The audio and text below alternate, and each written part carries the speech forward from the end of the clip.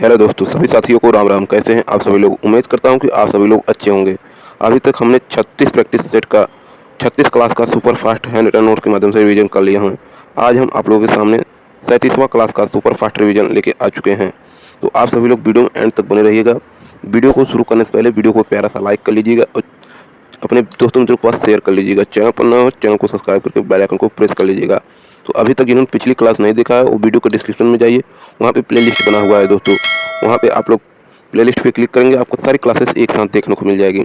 PDF आपको video के description में टेलीग्राम चैनल का लिंक है, उस चैनल पर सारी क्लासेस की पीडीएफ अपलोड है। तो चलिए आज की क्लास को शुरू करते हैं।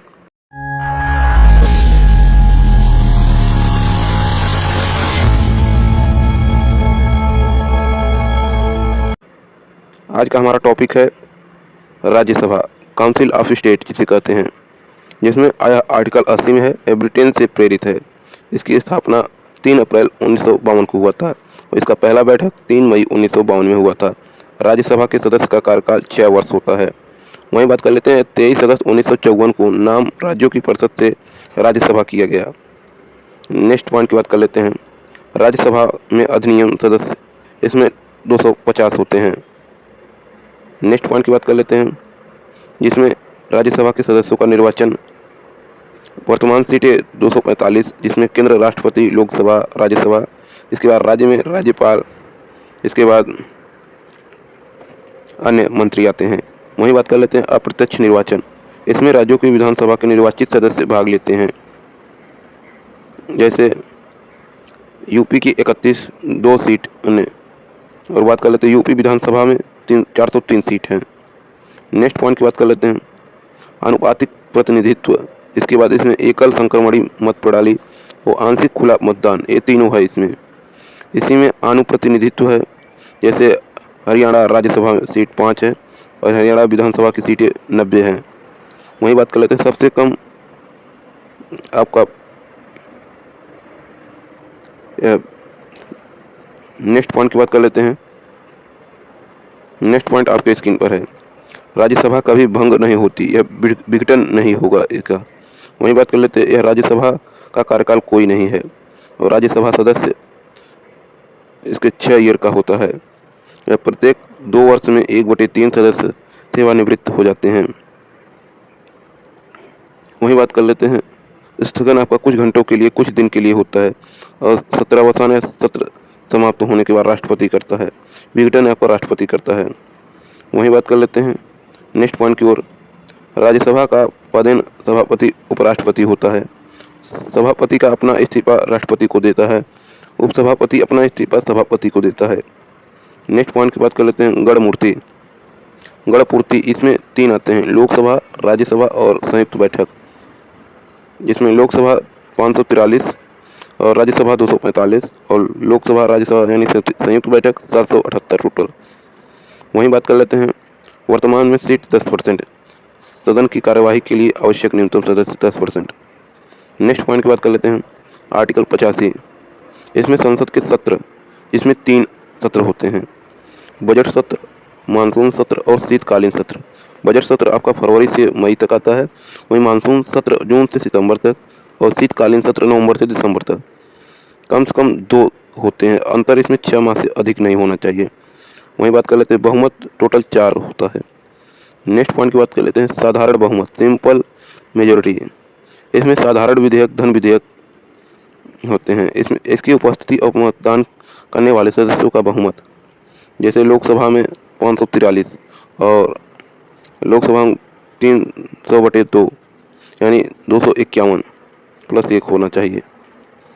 वहीं बात कर लेते हैं पूर्ण बहुमत, जिसे एब्सोल्यूट मेजॉरिटी कहते हैं। इसमें सदन की कुल संख्या का बहुमत होना चाहिए और सरकार बनाने के लिए पूर्ण बहुमत का आवश्यकता होती है। नेक्स्ट पॉइंट की बात कर लेते हैं प्रभावी बहुमत यानी इफेक्टिव मेजॉरिटी, इसमें रिक्त सीटों का हटाकर बहुमत प्राप्त करना, लोकसभा राज्यसभा के पीठासीन को हटाने में। वहीं बात कर लेते हैं नेक्स्ट पॉइंट विशेष बहुमत, जिसे वे निर्दिष्ट बहुमत कहते हैं। इसमें संविधान संशोधन आर्टिकल 368 के तहत उपस्थिति एवं मतदान करने वाला 2/3 बहुमत और मतदान के कुल सदस्यों को बहुमत भी हो 2/3 में। नेक्स्ट पॉइंट की ओर चलते हैं महाभियोग। यह महाभियोग आर्टिकल 61 में है। इसमें सदन के कुल सदस्यों का 2/3 होता है वही बात कर लेते हैं मौलिक अधिकार संशोधन पूर्ण बहुमत 2/3 के अनुसार होता है। नेक्स्ट पॉइंट, पहला क्वेश्चन आपके कुछ आप लोगों के सामने राज्य दिए हैं और उसके सीट दिए हैं, लोकसभा सीटें दिए हैं। चलिए देखते हैं एक एक करके। उत्तर प्रदेश में आपका 80 सीट है, महाराष्ट्र में 48 सीट है, पश्चिम बंगाल में आपका 42 सीट है, बिहार में आपका 40 सीट है, तमिलनाडु में 39 सीट है, मध्य प्रदेश में आपका 29 सीट है, कर्नाटक में 28 सीट है, गुजरात में आपका 26 सीट है, राजस्थान में 25 सीट है, आंध्र प्रदेश में 25 है, उड़ीसा में 31 सीट है, केरल में 20 सीट है, तेलंगाना में 17 सीट है। वहीं बात कर लेते हैं झारखंड में 14 सीट है, असम में आपका 14 सीट है, पंजाब में आपका 13 सीट है, छत्तीसगढ़ में 11 सीट है, हरियाणा में 10 सीट है। वहीं बात कर लेते हैं दिल्ली में आपका 7 सीट, जम्मू कश्मीर में 6 है, उत्तराखंड में आपका 5 है, हिमाचल प्रदेश में 4 है, त्रिपुरा में 2 है, मेघालय में 2 है, मणिपुर में 2 है।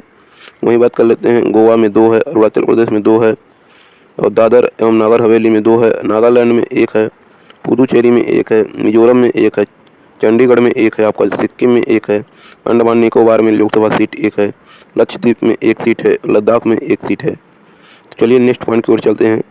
इसी के साथ आप लोग सामने देख सकते हैं राज्यसभा की सीटें आ गया है। वो आपका लोकसभा सीट था, ये आपका राज्यसभा का सीट। इसमें उत्तर प्रदेश में 31 है, महाराष्ट्र में आपका 19 है, तमिलनाडु में 18 है, वेस्ट बंगाल में 16 है, बिहार में 16 है, कर्नाटक में 12 है, गुजरात में आपका 11 है, आंध्र प्रदेश में 11 है, मध्य प्रदेश में 11 है, उड़ीसा में 10 है, राजस्थान में 10 है, केरल में 9 है। वहीं नेक्स्ट पॉइंट की बात कर लेते हैं।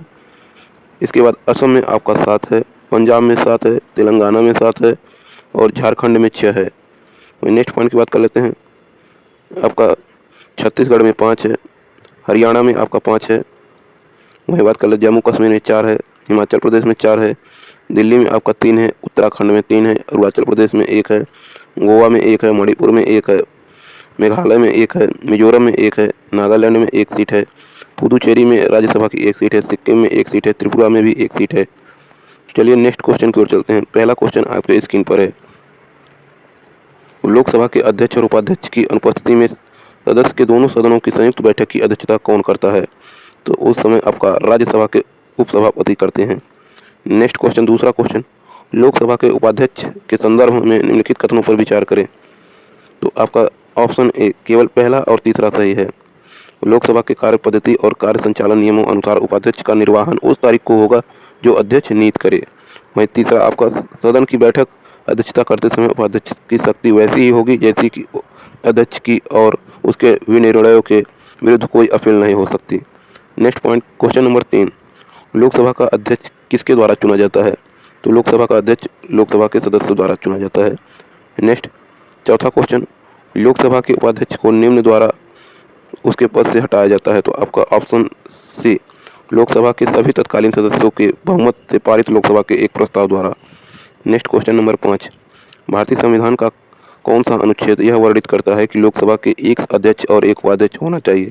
तो आपका अनुच्छेद 93 वर्णित करता है। नेक्स्ट क्वेश्चन, क्वेश्चन नंबर 6, अगस्त 1925 में निम्नलिखित में से कौन केंद्रीय विधानसभा के अध्यक्ष थे? तो आपका ऑप्शन डी, विठल भाई Patel. Next question number 7, Bharat सरकार अधिनियम 1919 के तहत गठित राज्यों की परिषद का पहला अध्यक्ष कौन था?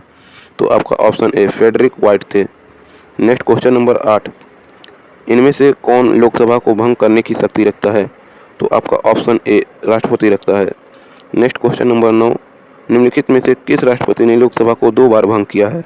तो आपका KR नारायण ने। नेक्स्ट क्वेश्चन नंबर 10 आपके स्क्रीन पर है। निम्नलिखित कथनों पर विचार करें। तो आपका ऑप्शन बी और सी दोनों सही है। इसमें से आपका सही जवाब हो जाएगा ऑप्शन बी।